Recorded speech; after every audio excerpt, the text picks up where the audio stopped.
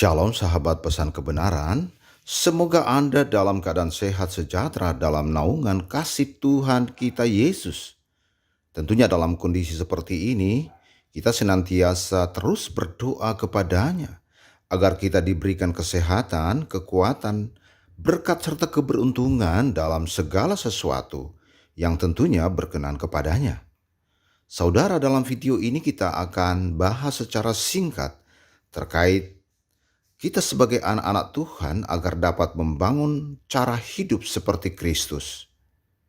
Saudara, ungkapan ini semestinya bukan hanya sebagai slogan belaka yang didengungkan kepada orang lain, tetapi sesungguhnya harus menjadi gaya hidup orang-orang percaya, gaya hidup Kristus yang menjadi bagian penting dalam kehidupan orang-orang percaya. Saudara, gaya hidup Kristus dalam catatan Alkitab menurut catatan para rasul, jika dituliskan semuanya di dalam buku, maka tidak akan cukup untuk menampungnya. Banyak hal yang bisa diterjemahkan dalam hidup semua orang percaya. Saudara, dari sekian banyak cara hidup Kristus, akan kita coba membahas salah satunya, yaitu peristiwa Getsemani ketika Tuhan Yesus ditangkap. Saudara, kisah ini kita bisa baca dalam Injil Matius pasal yang ke-26 ayat 47 sampai 56. Waktu Yesus masih berbicara, datanglah Yudas, salah seorang dari ke-12 murid itu, dan bersama-sama dia rombongan besar orang yang membawa pedang dan pentung, disuruh oleh imam-imam kepala dan tua-tua bangsa Yahudi. Orang yang menyerahkan dia telah memberitahukan tanda ini kepada mereka. Orang yang akan kucium itulah dia, tangkaplah dia. Dan segera ia maju mendapatkan Yesus dan berkata, "Salam Rabi," lalu mencium dia. Tetapi Yesus berkata kepadanya, "Hai teman, untuk itukah engkau datang?" Maka majulah mereka memegang Yesus dan menangkapnya.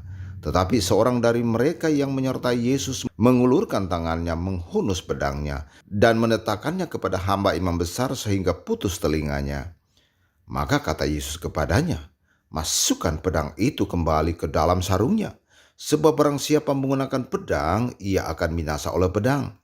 Atau kau sangka bahwa aku tidak dapat berseru kepada Bapakku, supaya ia segera mengirim lebih dari 12 pasukan malaikat untuk membantu aku? Jika begitu, bagaimanakah akan digenapi yang tertulis dalam kitab suci yang mengatakan bahwa harus terjadi demikian?" Pada saat itu Yesus berkata kepada orang banyak, "Sangkamu aku ini penyamun, maka kamu datang lengkap dengan pedang dan pentung untuk menangkap aku. Padahal tiap-tiap hari aku duduk dan mengajar di bait Allah. Kamu tidak menangkap aku. Akan tetapi semua ini terjadi supaya genap yang ada tertulis dalam kitab nabi-nabi." Lalu semua murid itu meninggalkan dia dan melarikan diri. Saudara, pengajaran yang luar biasa yang diajarkan Tuhan Yesus buat kita semua. Tidak ada seorang nabi manapun. Ya, catatan ini, ya, silakan Anda catat, dengarkan, renungkan baik-baik. Tidak ada seorang nabi manapun yang memberikan contoh teladan pengajaran seperti ini. Memang tidak ada. Hanya Yesus saja yang sanggup melakukan ini. Sebab dia adalah Sang Juru Selamat. Dia tahu betul apa yang diinginkan Bapaknya. Saudara, perhatikan ungkapan Tuhan Yesus yang menjadi poin penting untuk kita renungkan dan teladani sikapnya. Tetapi seorang dari mereka yang menyertai Yesus mengulurkan tangannya, menghunus pedangnya, dan menetakannya kepada hamba imam besar sehingga putus telinganya. Maka kata Yesus kepadanya, "Masukkan pedang itu kembali ke dalam sarungnya, sebab barang siapa menggunakan pedang akan binasa oleh pedang." Wow, saudaraku, pengajaran yang sangat luar biasa. Ya, perhatikan kata Tuhan Yesus, "Masukkan pedang itu kembali." Apa artinya, saudaraku? Jangan menggunakan kekerasan di dalam solusi-solusi tertentu. Yesus tidak perlu dibela dengan pedang. Tidak, saudaraku. Dia katakan, sebab barang siapa menggunakan pedang akan binasa oleh pedang. Tuhan Yesus sedang mendemonstrasikan prinsip kasih ya bagi semua orang-orang yang mau menangkapnya. Dia demonstrasikan itu, bahwa demikianlah prinsip-prinsip kerajaan Allah, kerajaan sorga yang harus terjadi. Dia tidak melawan, dia taat aturan. Dan lagi, tentunya kita harus pahami bahwa dia telah dinubuatkan untuk menggenapi semua step by step proses yang akan terjadi selagi dia masih di bumi ini. Saudara, mungkin Anda berpikir, Yesus tidak bisa lolos sebab pasukan bait Allah dan ditambah dengan pasukan Romawi serta orang-orang yang disuruh imam besar sangat banyak dan juga membawa pedang dan pentung. Ketika mau menangkap dia, mungkin Anda punya pikiran negatif seperti itu. Anda jangan salah sangka, saudara. Dijamin 1000% ya. Sekali lagi dijamin 1000% bahwa Yesus sanggup meloloskan diri. Yesus sanggup mengalahkan semua pasukan yang datang.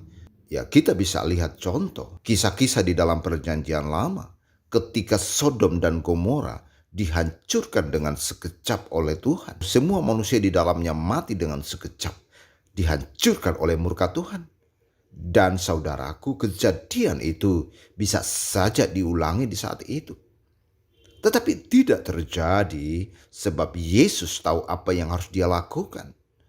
Saudara, perhatikan kata Yesus kepada mereka yang membelanya, yang membawa pedang, yang menghunuskan pedang.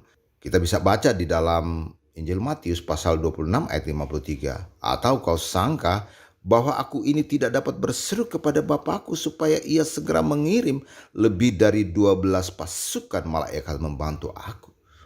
Wow, luar biasa saudaraku. Sodom dan Gomora hanya satu pasukan malaikat. Tetapi ini 12 pasukan malaikat. Ya, dia bisa memerintahkan untuk menghancurkan Yerusalem saat itu. Hal ini belum pernah terjadi kepada siapapun, nabi manapun, pemimpin kerajaan manapun. Pada zaman itu, para nabi biasanya menyuruh membela Tuhan dan nabinya. Yang sekali lagi saya katakan, para nabi biasanya menyuruh membela Tuhannya dan nabinya. Tetapi Yesus tidak. Yesus tidak. Kisah Tuhan Yesus sangat berbeda. 180 derajat. Saudara, poin penting bagi Anda, teladani Tuhan Yesus dalam hidup Anda sehari-hari. Pasti akan tercipta damai di negeri ini.